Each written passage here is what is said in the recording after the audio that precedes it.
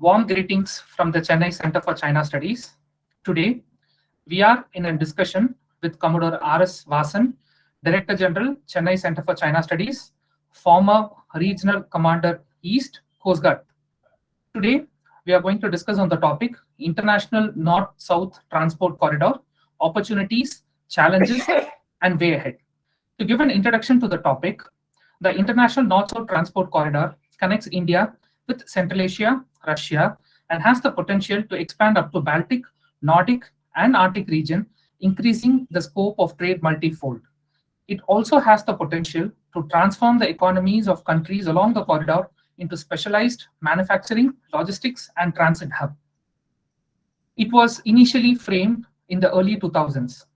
To come back to the present moment, in June 2021, the INSTC Western Corridor was operationalized to connect India with Europe for the first time. Efforts are also underway to operationalize the Eastern Corridor, which will connect China with Russia and European countries via Central Asian countries. India prefers the Chabaha port to be included in this Eastern Corridor.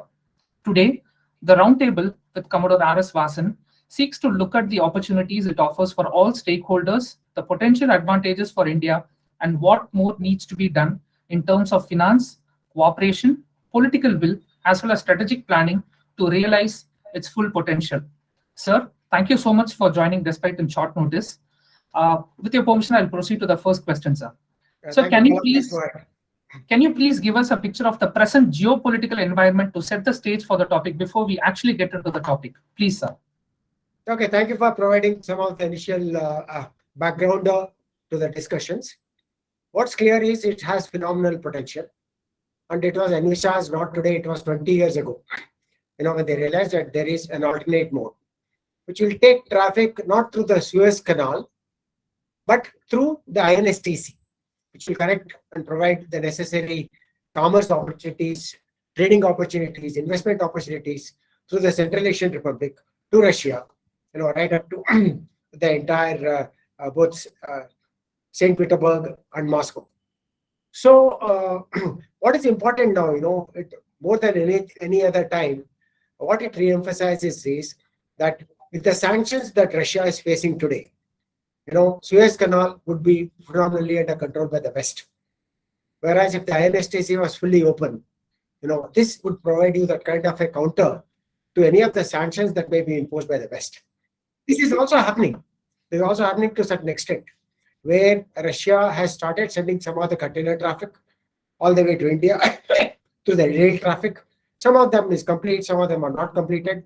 But the point is, once they realize the importance, the strategic significance of this, and the fact that it can provide adequate countervailing pressure to ward off the sanctions, is an important factor both for Russia and Iran, who invariably are facing these sanctions, to have alternatives and to continue with their business, which will support their people and their progress.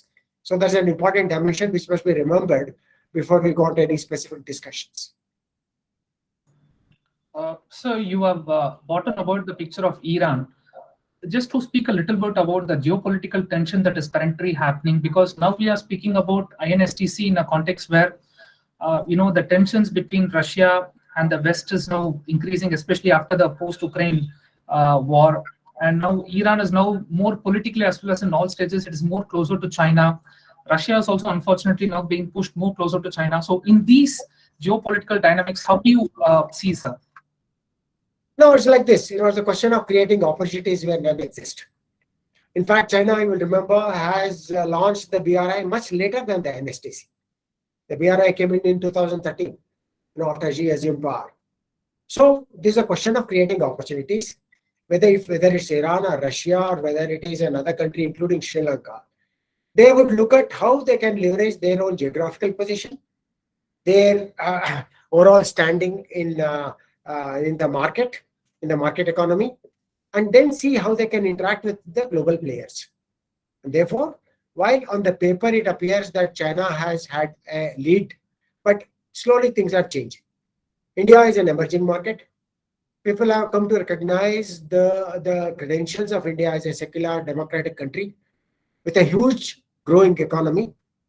and which will be overtaking China as the most populous country. So some of these factors cannot be ignored. Even today, according to the IMF predictions, we are going to be at about 6.8 to 7% of GDP growth. So therefore, nobody can ignore India, but its potential for them, both for bilateral relations and for other strategic considerations which are there.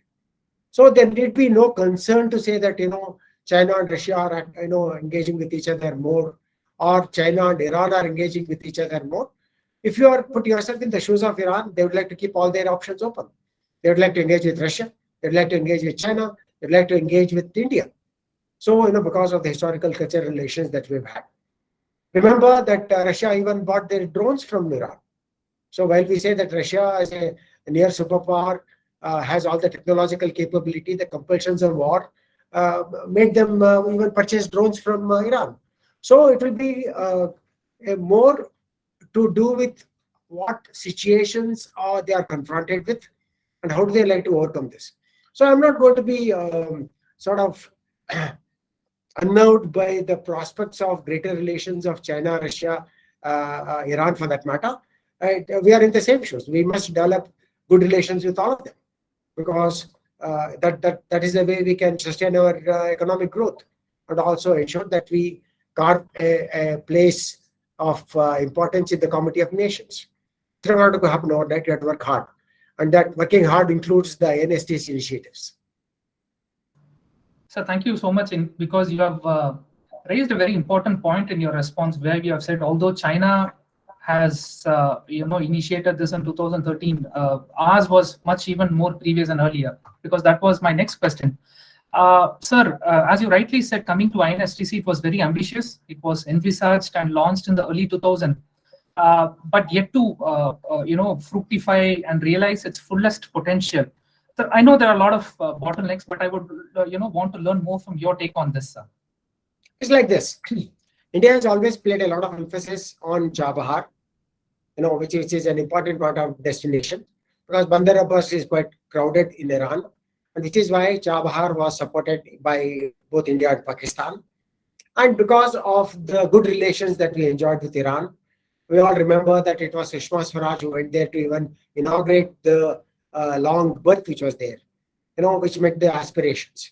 So Iran, for it was a commercial proposition, whether it was Pakistan that invested, or whether it is China that invested, or whether it's India invested, it would enhance their infrastructural capacity to handle larger volume of trade and traffic through that, which would thereafter connect with INSTC. So India, which was in the lead for some time in terms of due to the geopolitical situation, because of the nature of rivalry between us, Pakistan and China. So Chabahar did not materialize in the manner that we expected. Now, though, of course, the berths are operational, there are ships which are going there, there is traffic which is coming from Russia, all this is happening. But the phase as which it is happening is not up to the expectation. This is what has to change. And I'm sure the geostatic considerations of today, where sanctions are going to play a major role in statecraft, these alternatives are going to be looked at very critically. So both Russia, Iran, even China for that matter, would look at pumping in more money for accelerating the process of creating infrastructure. China was not there initially, but it is Russia who got them into the railway investments, which China is handling now. So there will be more players, which means there's more money, which means there are more strategic interests, and therefore there are more strategic dividends. So it's the interest of each country to see what kind of investments it would like to make and what kind of benefits would accrue. So here it's important to mention that by all the calculations, including from organizations in India, they have established that it will be 25 to 30% cheaper, and and it will cut down the traffic time by 50% or 40%. That's phenomenal. When you're looking at the increasing cost of transportation, and if you correlate it with the volumes that are growing, any alternative that's given to you in terms of a cheaper transportation option through rail, road, and sea is something that will sustain the economies of the world and enhance connectivity. That's the way I look at it. Sir, again, speaking of the potential which you just now mentioned, I would like to speak a little bit about the China factor here, because starting from April 2022 to June 2022, the then Chinese State Councillor and Minister for National Defense, Wei Fangche, embarked on an official trip to 4 countries, which is Kazakhstan, Turkmenistan, Iran, and Oman. Among the four, all the three forms a part of INSTC. So do you think China has also opened up to the India's challenge? Do you think INSTC can be a challenge to the Chinese ambitious Belt and Road, the colossal project launched by Xi Jinping, sir? In the last 20 years, since the INSTC was initiated, China was relatively a player who did not show too much of interest at that time, I would say, because it was more interested in, from 2013 on promoting the BRI and the MSR. So it was looking at the kind of investments that it can make in East Asia, from Southeast Asia, and African countries. So I don't think it was particularly looking at INSTC, while it did realize that here was an option. But now increasingly, with the importance of the Central Asian republics, which again, India has excellent relations with most of the Central Asian Republic countries. And they look up to India for many reasons.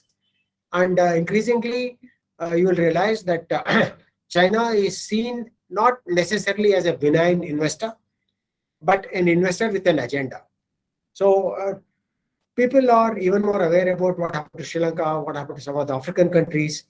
And therefore, unless China modifies the way it invests in these countries, so there is always an element of suspicion.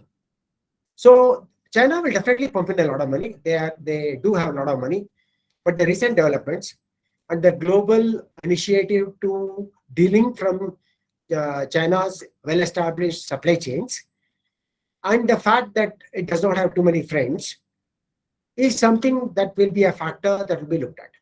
China will continue to engage with all the people, all the countries that India is engaged with, because India continues to be a challenge for China, because of its credentials, because of the democratic traditions that it has, because of the growing clout in international arena, because of the sustained GDP, because of the way it's handled COVID. So there is greater confidence in investors in India. This is a factor that China cannot ignore. So obviously it would like to expand the scope of its investments in nations who are looking for money. It's simple. So the Central Asian republics, for that matter, any developing country requires money. So whether it comes from India, whether it's come from USA, whether it's come from IPF, whether it's come from China, is of little relevance to them. They need money. India also requires money, which is why we are drawing investors here. So China is a factor that we will seriously look at to see what are the manifestations of its engagement with people who are friendly to us. And likewise, China will look at the implications of our engagement with global players, including USA, Russia, ASEAN, Sri Lanka, developing countries. How is India interacting with them? What is the extent of investment? How does it change the geostrategic landscape? Is a question that will be addressed on both sides.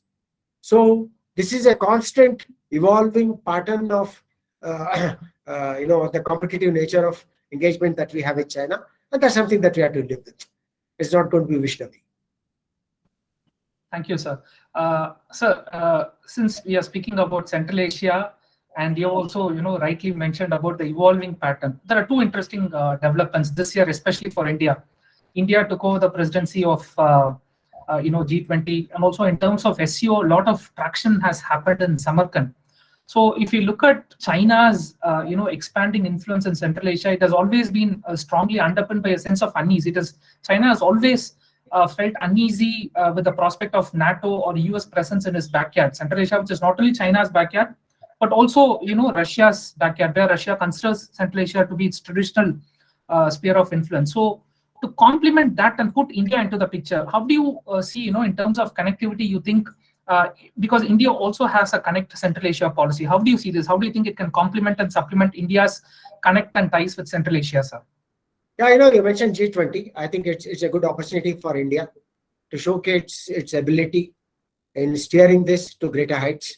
A lot of initiatives have been taken by the government of India, which is in terms of getting all these people together to work on the larger canvas of prosperity, security, and growth for all. So this is among the G20, and China is a member of the G20. And therefore, China, India, for the first time, I think at the G20 summit, the leaders met. Earlier, perhaps, whether intentionally or otherwise, they would avoid each other. So, but China, Modi and Xi Jinping did meet informally for a very brief while, whatever. The point is that in some of these international institutes of repute, we have to work together. So there are issues on which there will be convergence. There will definitely be many other issues of divergence. And the major thing for India is the trade deficit, which we are facing on one hand, and the continued standoff since 2020. Even today, it was made very clear by our External Affairs Minister that business cannot be normal. So business cannot be normal as long as the status quo is restored. How do you look for alternate avenues to fill in the gap that you want to create with China? That is the question which I am sure the policy makers are looking at. So this is where your engagement with the Central Asian Republic is of vital importance, because they respect China, they respect India. China, they respect for money. India, they respect for the cultural connect, for the credentials that we have over here. So that has to be leveraged to engage even the Central Asian republics even more. Do we have the money for that? Unfortunately, our pockets are not as deep as China's are. But this is where we are looking at the soft power credentials of India. Soft power is not always a replacement for hard power and money power, but there is a balance that can be reached, which is where India will have to take the leadership for creating alternate avenues, including for creating kitties, pool resources, pool money. IPF is trying to do that. The $50 billion that was proposed by Joe Biden is one such initiative. Similarly, perhaps we'll have to create separate funds through the G20 initiative for meeting the aspirations of the Central Asian republics. So there are many options that are available. And hopefully during the presidency of India in the G20, we would be able to think out of the box and see how some of these regional, sub-regional aspirations can be met by keeping India in the lead as a facilitator, a benign investor, and a friend who can support their ambitions and aspirations as they try to seek a place for themselves in the global community of nations. Sir, as viewers, when we go through, read between the lines of your response, which you just mentioned, it all revolves around one factor, money, which is the vitamin M. And as famously, Chinese, the flag always followed the trade.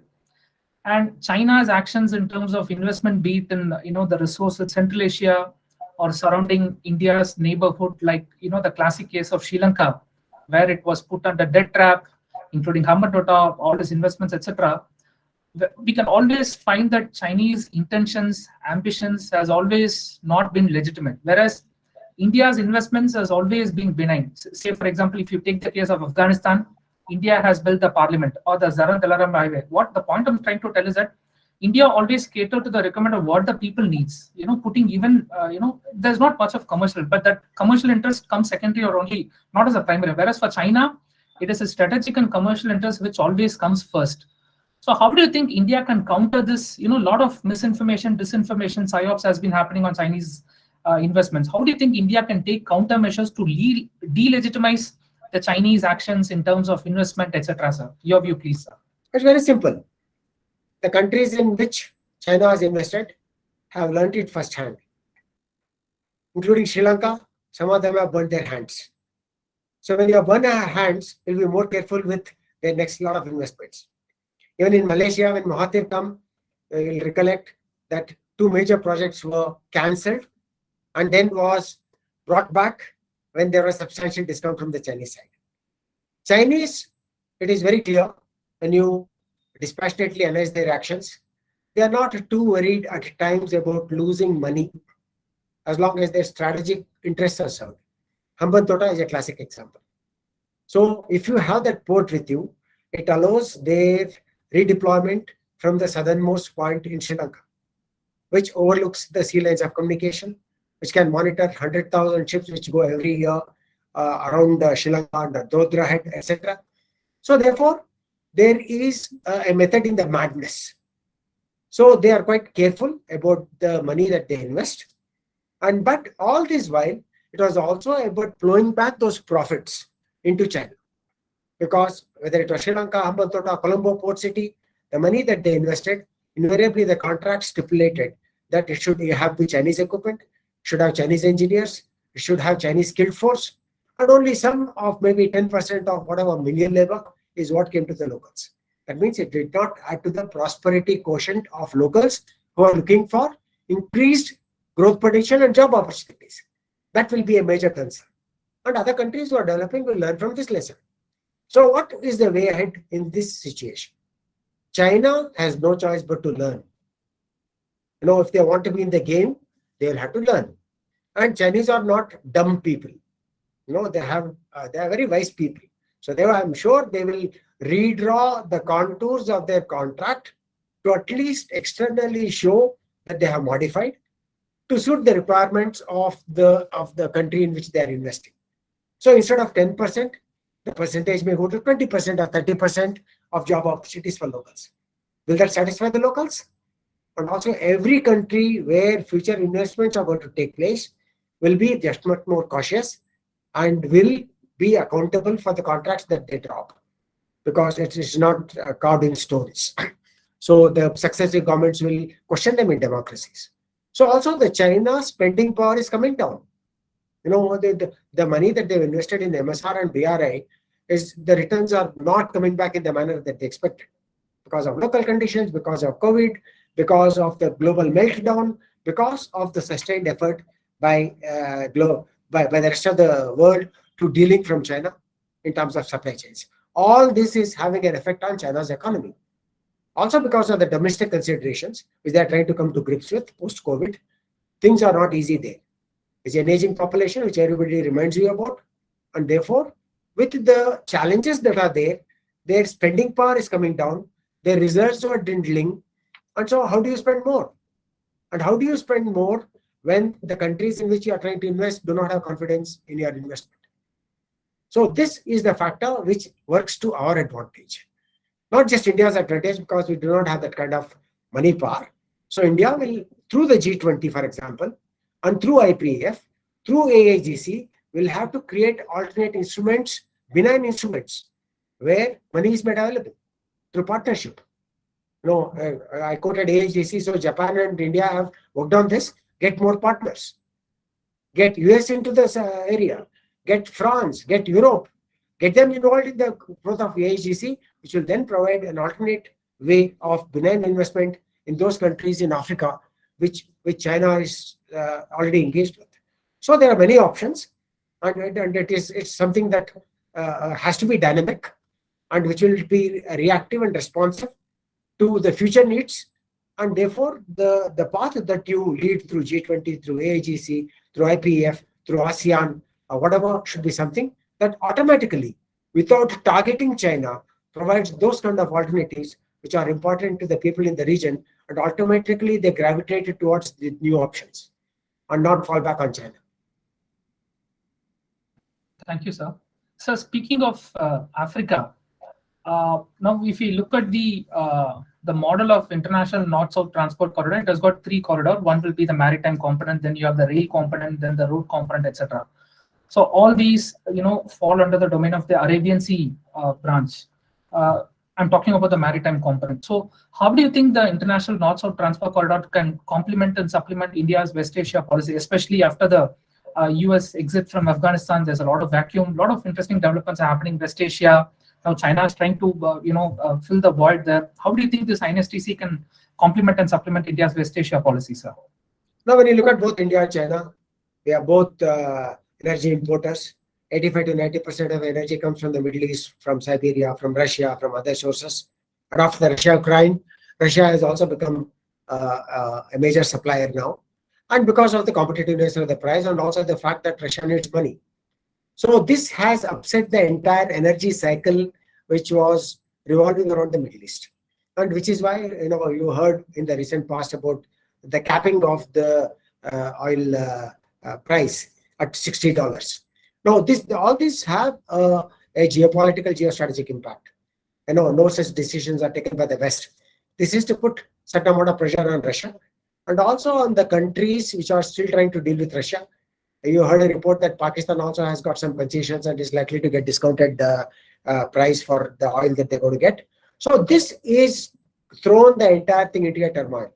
I'm talking about the the energy ecosystem. So the Middle East is concerned. So there will be production caps. America, which is now an oil-producing country, would like to also supply some of these and sustain the economy through though it's not primarily a oil exporting country, but they have the resources today. So the INSTC primary purpose, coming back to your question, in terms of our energy security, Russia can definitely use this. It can use this to meet the requirements of Pakistan, to meet the requirements of the legal countries who are willing to pay a price in whatever agreed terms at lesser than even the cap figure, perhaps. That will happen through many methods, which I'm not going to discuss here. But the point is, there's a will, there's a way. So if you want to get it at $40, despite the cap, you'll still get it. And this has been done in the past. And Iran was a major point when sanctions were imposed on Iran. They were able to get transactions and got oils despite the sanctions through our banks which are operating in Iran. So there are many methods which are available, time tested, time proven.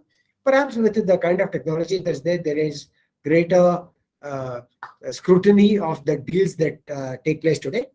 But I think, as our External Affairs Minister has reiterated time and again, whatever is required to be done in our national interest, it serves the interests of the people in a developing country, that will be resorted to. If it means getting fuel from Russia through the INSTC, through truck, through trains, through ships, we will get it. It's simple. So I totally endorse that kind of an approach, which shows that here is a strong resurgent India, which is willing to exercise all options to serve its long-term and short-term national interests. So before I go to the concluding thoughts and policy suggestions way ahead for India, I would like to know your thoughts on the Indian Ocean region, covering the Central Indian Ocean, the Eastern as well as the Western Indian Ocean, where we have seen increasing Chinese presence. Even recently, just before our missile launch, now the Yongbang series are now again re-entered the Indian Ocean region. So a lot of murmurs have been created in the strategic circles on what should be India's policy response from the Indian side, especially from the Indian Navy, how we should be dealing with that. And from one quarter, we have statements like, Indian Navy can ensure that they don't come into our side, but we can't, tell them to not to come into our EEZ, etc. So just coming from you, it will be more authentic. Just tell me, how well are we placed, sir, to combat Chinese intrusions into the Indian Ocean region? All right, let me look at the Western Indian Ocean first, since mentioned it. It's also close to the INSTC. It's important along the Straits of Hormuz. So, from the Straits of Hormuz, the very reason why China invested in Gwadar is to also overcome the Malacca dilemma. It is in public knowledge. It's not a secret anymore, nor is it something which will exercise your brains. It's simple. They wanted to ensure that in case Malacca Straits is blocked, either because of an action or because of NATO, because of India or whatever, they must have the energy supply lines going, which is why they invested in Gwadar, which is why they invested in the oil pipelines which are going all the way from there to the southwestern provinces of China. So this is where China has a legitimate interest to protect what they're investing in, whether it's Hambantota or whether it's Gwadar, they need to protect it. How do you protect it? Particularly in troubled areas like Gwadar. We've had serious issues along the China-POK economic corridor, where Chinese workers, engineers have been attacked. They created special forces. They requested Pakistan army to have special battalions to support the workers there. They are traveling in bulletproof cars, the Chinese special. So that's not the way you earn goodwill in a country where you're investing. That itself tells you that the methods are not right and they're not liked, particularly in a disturbed area such as Balochistan or in the entire corridor where they've invested so much of money. So that's why they also come to Djibouti, where they need a military base. You can't be supporting your entire fleet of the PLA Navy in the Indian Ocean region unless you have support facilities. Other you have friendly nations who give you all the things like we have with America, like the Limoa, or you have your own bases like in Hambantota or Gwadar, which is operated and owned by you. So in that case, Djibouti, of course, is a military base. So what happens is they're in a position to position their tankers, their repair ships, their logistic ships, their amphibious ships, their complete fleet, which can be deployed from there to protect the sea lanes of communication, to ward off pirates, because they've been involved in the anti-piracy operations till 2008. And other important thing is to ensure that if and when there is an issue in the Malacca Straits, they are able to protect their interests through Gwadar, where a substantial, if INSTC gets activated, it will again serve the purpose of China. That's perfectly all right, because we all are looking at what alternatives that are available, what are the options that India has in times of hostility, and what options does China have in times of hostility, or in crisis periods like in Taiwan. If something happens in Taiwan, what is their course of action in India? As I've always maintained, when it comes to their deployment in Indian Ocean region, as long as you are occupying disputed territories in the South China Sea, as long as you have artificial islands which are created out there, which are serving the purpose of Chinese Navy and Air Force by runways which have been created there and military garrisons, they have to earmark a major percentage of their Navy or Air Force in that area to protect these assets which have been illegally acquired. So it's not that 100% PLA Navy will come out to Indian Ocean region. It may be 30%, it may be 40%, it may be 50%, depending on their needs. And that is what is required to be supported by these friendly ports, Hambantota, Gwadar, or Bangladesh, or Myanmar, or wherever they have facilities, or in the military base at Djibouti, or through deployment of their fleet units on a sustained manner, which they have done since 2008 by having 2 combat units carrying out anti-piracy patrols in support of their ships. Remember, something like 80 to 85% of the global traffic moves on Chinese vessels, Chinese-built vessels, Chinese-operated vessels, operated in Hong Kong, Singapore, etc.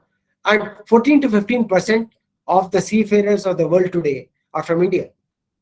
So, there are these equations which have to be factored into how we deal with an emerging maritime situation, because the use of the merchant ships during war is something which is not a new concept. It's been there since World War, where merchant ships were fitted out with guns, with intelligence apparatus, etc., etc. So now today you also have them replaced with research vessels like the YW5. So the Indian Ocean region is going to be an arena of increasing power play, and you will have many more extra-regional players. So previously it was restricted to US operating from Bahrain. Now you will have a lot more extra-regional players who all have legitimate or illegitimate interests in Indian Ocean region. This is our neighborhood. This is my backyard. So I need to be interested in what's happening in my backyard and to take proactive measures to see that I am not caught by surprise. Thank you, sir, for elaborately explaining this. Really reassuring. So my final question would be: any final concluding thoughts from you that can offer a way ahead on what India can do in terms of policy suggestions, etc., sir? No, by and large, I think you're on the right course. But I think a lot more initiatives are required to close the economic differential. We all keep hearing about the fact that the economic differential between US and China is huge. Whereas we are a struggling $3.54 trillion economy, they are already at $15 trillion and growing. And the size of their economy itself, even if the GDP is at 2% or 3% growth, will still add a lot more to their GDP than ours, which is going at 7%. So there has to be a lot more that we need to do in terms of our policies to encourage greater investments and to ensure that the economy grows at a double-digit figure. So that is the challenge. Once that is in place, the rest of the things, by and large, I think the mechanisms, the international relations, the neighborhood relations, the capability of our armed forces, the emphasis on indigenization are all, by and large, on the right track. So you have to sustain the momentum and see what course corrections are required, but also use international fora such as the G20 and any other thing which is there, the IONS, the IONA. All these are important forums that we can use for accelerating the trajectory along which we want to go. And it's a very huge, challenging task, but not beyond the reach of a determined India. Thank you very much, sir, for patiently taking all the questions. In conclusion, what we can read is that China is unlikely to be able to prevent India from executing its INSTC project and India expanding its presence in the countries. But however, that being said, China, which is Beijing, can still position itself as a major, if not the main, defense and security partner for countries like Iran, Turkmenistan, and Kazakhstan, which lie along the corridor of international north-south transport corridor, which could control the extent of New Delhi's influence and regional reach. But that being said, I'm sure India, as you rightly mentioned, is on a right trajectory to position itself with the right momentum and preserve India's interest. Thank you very much once again, sir, for patiently taking all the questions and taking time out to be with us. Jai Hind. Until next time with another interesting episode. Thank you so much, sir. Thank you.